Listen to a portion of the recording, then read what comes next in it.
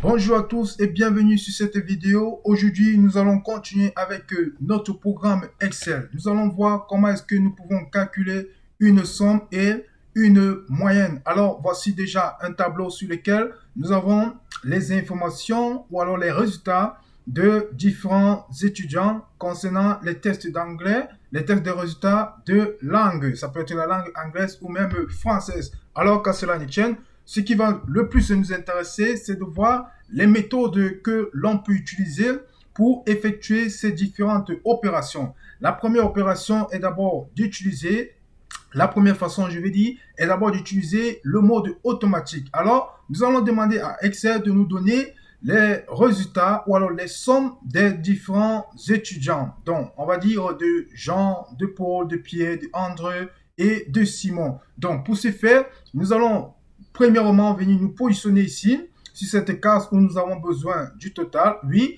il faut noter que les notes sont, la moyenne est de 30, ok? La moyenne est de 30, donc les notes sont notées de 30, sont sur 30, c'est-à-dire Jean, par exemple, lors du premier test, il a eu 26 sur 30, lors du deuxième test, il a eu 27 sur 30. Donc, pour donc avoir la somme de chaque étudiant, la somme totale de chaque étudiant, nous allons premièrement positionner le curseur ici, ensuite le faire glisser, c'est-à-dire on va sélectionner tous les champs auxquels renvoie le total de chaque étudiant. Ensuite, nous allons nous rendre sur l'onglet accueil. Une fois que nous sommes sur l'onglet accueil, nous allons donc venir sur somme. Donc, vous voyez, nous sommes sur somme, on a plusieurs options. Donc, nous allons cliquer sur somme, ok?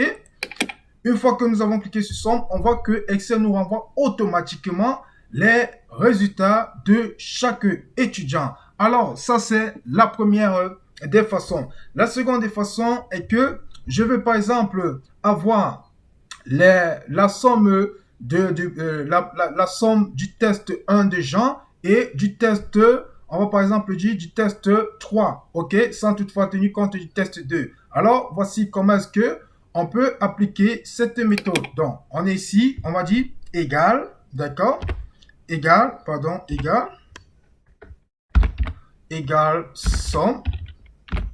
somme, d'accord. On va ouvrir la parenthèse, égal somme, d'accord. Une fois qu'on tape égal somme, alors le test 1 nous renvoie à la case, à la cellule D6, d'accord. On va dire D6, d'accord. Vous voyez, nous sommes à la cellule D6, d'accord. Maintenant, on va mettre le point virgule, c'est-à-dire pour dire et, ok.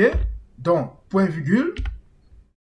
Donc, on va insérer notre point virgule, et, d'accord. Une fois que nous sommes ici, nous pouvons directement venir cliquer sur la deuxième case que nous voulons. Par exemple, on peut dire le test 3 ou alors le test 4. Bon, nous avons promis le test 3. Donc, on va cliquer directement et on va fermer ensuite la parenthèse. Une fois qu'on a fermé la parenthèse, nous allons taper sur la touche Entrée. Donc, voilà le résultat que Excel nous renvoie pour la somme de test 1 et de test 3 de Monsieur Jean. Alors, voilà un peu de façon simple comment est-ce que l'on peut effectuer la somme sur Excel. Maintenant, nous allons voir comment est-ce que nous pouvons effectuer la moyenne sur Excel. On va toujours appliquer le même principe. Donc, on va sélectionner notre champ. D'accord, sur nos cellules sur lesquelles on veut que la moyenne apparaisse. Alors, nous allons toujours nous rendre sur accueil. Une fois que nous sommes sur accueil, nous allons venir ici où il y avait somme. Ensuite, on va cliquer sur moyenne.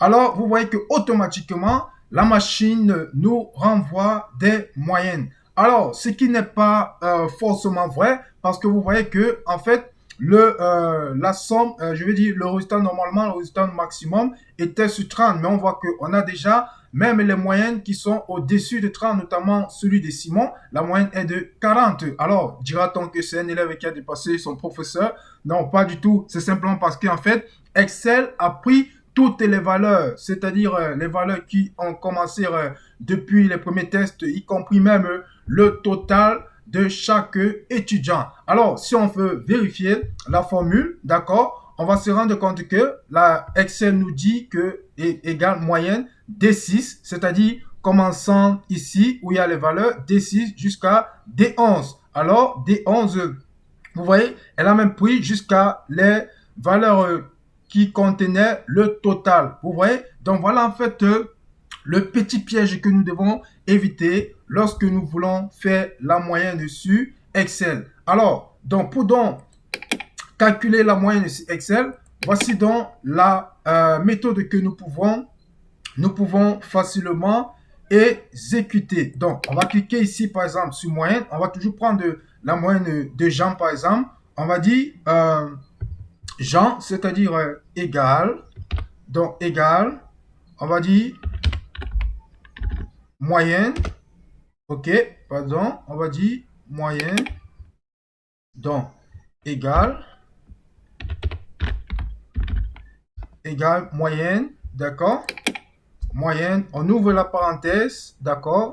On va ouvrir la parenthèse. Donc, on va choisir D6. Donc, D6 de Jean, d'accord? D6 de Jean. Ici, on va prendre 2 points, d'accord? D6 de Jean.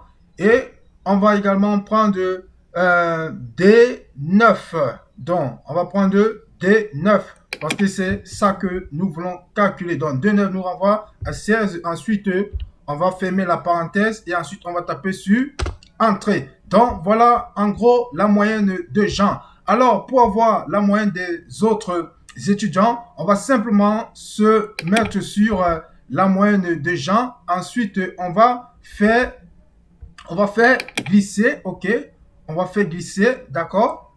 Et on voit que automatiquement Excel nous produit la moyenne des autres étudiants. Alors, on voit bien que aucun de ces étudiants n'a atteint 30 comme la première opération automatique nous a présenté. Donc, voilà en gros de façon simple comment est-ce que nous pouvons effectuer les calculs de moyenne et de somme sur Excel. Je vous souhaite tous de nous suivre sur notre plateforme ilindemi.com pour bénéficier d'autres formations sur Excel ou alors sur notre chaîne YouTube ou même sur nos pages Facebook. On se retrouve à la prochaine pour d'autres vidéos. À plus.